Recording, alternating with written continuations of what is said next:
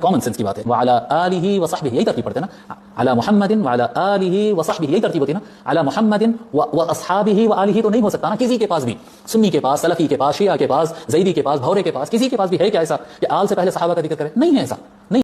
جس کو آل اور اہل کا معنی ہی معلوم نہیں ہے وہ اسی طرح کی بے تکی باتیں کرے گا. اگر تمہارا دعویٰ یہ ہے کہ آل سے مراد صرف آل محمد ہے تو اس دعوے کو ثابت کرو. آل سے مراد صرف آل محمد نہیں ہے بلکہ قرآن عظیم کی آیتیں اس بات پر شاہد ہیں کہ آل سے مراد پوری قوم کو بھی لیا گیا ہے. قرآن عظیم کے اندر ہے آل فرعون, فرعون کی آل, تو وہاں فرعون کی آل سے مراد فرعون کی نسل نہیں بلکہ پوری فرعون کی قوم ہے.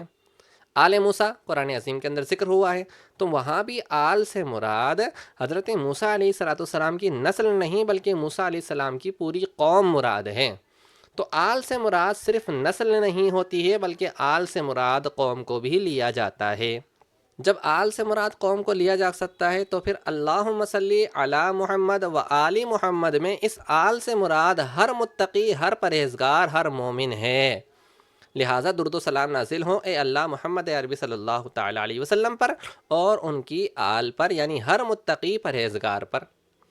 اس کی جو وضاحت ہے وہ ایک حدیث پاک سے بھی ہوتی ہے. وہ کیا ہے؟ اللہ کے رسول صلی اللہ تعالیٰ علیہ وسلم سے پوچھا گیا یا رسول اللہ آپ کی آل کون ہیں؟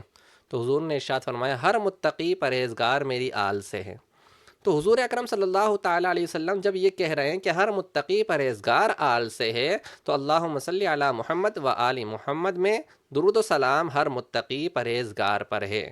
اب وہ صحابی ہی جو بعد میں کہا جا رہا ہے وہ بطور تاکید کہا جا رہا ہے تاکہ تم جیسے لوگوں کو جواب دیا جا سکے کہ آل میں تو ہم نے صحابہ کو داخل مان ہی لیا, الگ سے اور صحابہ کا تذکرہ کر کے یہ بتا دیا کہ یہاں سے بھی تم صحابہ کو خارج نہیں کر سکتے, تمہیں ماننا پڑے گا کہ صحابہ وہاں بھی ہیں اور یہاں بھی ہیں. اور قاعدہ یہی ہے کہ جب عموم اور خصوص کو بیان کیا جاتا ہے تو پہلے عموم بیان کیا جاتا ہے, خصوص کو بعد میں بیان کیا جاتا ہے. عموماً ایسا ہی ہوتا ہے.